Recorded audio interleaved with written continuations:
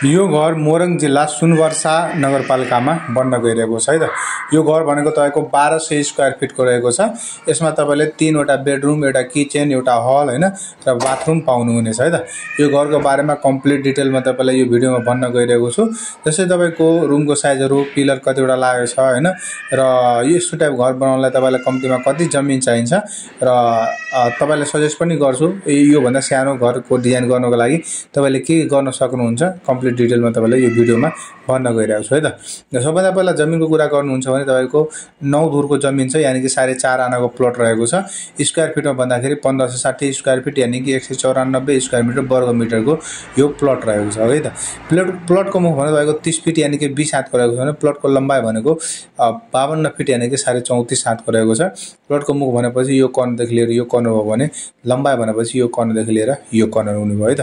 त्यसैले तपाईको घरको मुख भनेको तपाईको 30 फिट यानी कि 20 हातको रहेको छ भने घरको लम्बाइ भनेको 39 फिट यानी कि 26 हातको रहेको छ।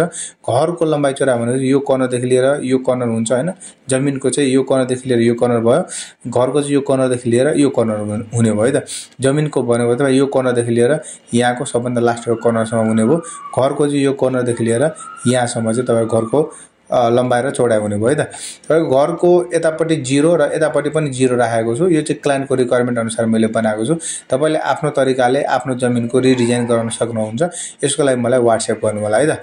ल यो भयो तपाईको जमिनको कुरा। सेटब्याक कुरा गर्नुहुन्छ भने अगाडितिरको 8 फिटको सेटब्याक छोडेको छु भने पछाडितिर चाहिँ तपाईको 5 फिटको सेटब्याक छोडेको छु र दुईटै साइड चाहिँ 0 मा राखेको छु है त।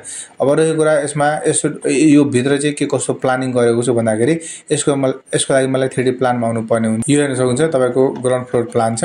अगाडितिर सेटब्याक हुँदै तपाईको मेन गेटमा जान सक्नुहुन्छ। मेन गेटबाट चाहिँ तपाईको यहाँ सुरुमै भर्याङ राखेको छु।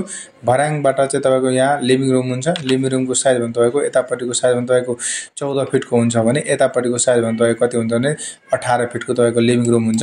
यो भने तपाईको किचन हुन्छ। किचनको साइज यतापट्टि साइज 10 फिटको हुन्छ भने यतापट्टिको साइज भने तपाईको 9.5 फिट 10 बाइ 9.5 फिटको किचन हुन्छ। त्यसपछि तपाईको यो बाथरुम हुन्छ। यतापट्टिको साइज भने तपाईको 4 फिटको हुन्छ भने यतापट्टिको साइज भने तपाईको कति हुन्छ 7 बाइ 4 को रहेको बाथरुम हुन्छ है त। त्यसपछि तपाईले एउटा बेडरुम, दुईटा बेडरुम र तीनटा बेडरुम तीनटा हुन्छ।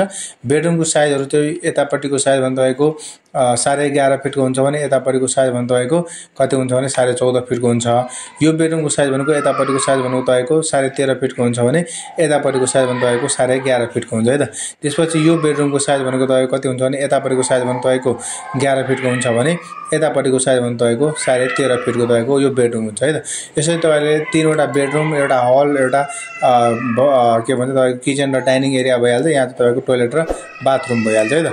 ल यो भयो तपाईको घरको कम्प्लिट डिटेल। अब रहेको कुरा यो घरलाई बनाउनको लागि कम्प्लिट तपाईलाई कति खर्च पर्न जान्छ त।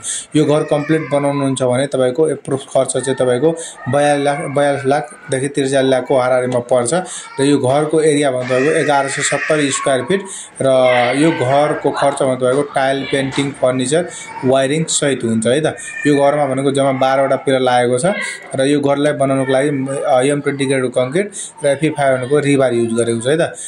यो रेशियो यदि तपाईले चेन्ज गर्नुहुन्छ भने यो खर्च पनि तपाईको अलिकता कम बेसी हुन सक्छ ओके। अब धेरै जनाले पिलरको बारेमा पनि सोधिरहेको हुन्छ। पिलर चाहिँ कहाँ लाग्छ भन्दाखेरि तपाईको 1 2 3 4 5 6 7 8 9 10 11 12 वटा पिलर चाहिँ यो घरमा लाग्छ है त। ल यो र तपाईको घरको कम्प्लिट डिटेल र यो घरको बारेमा थोरै भिडियो बनाउँछु है त।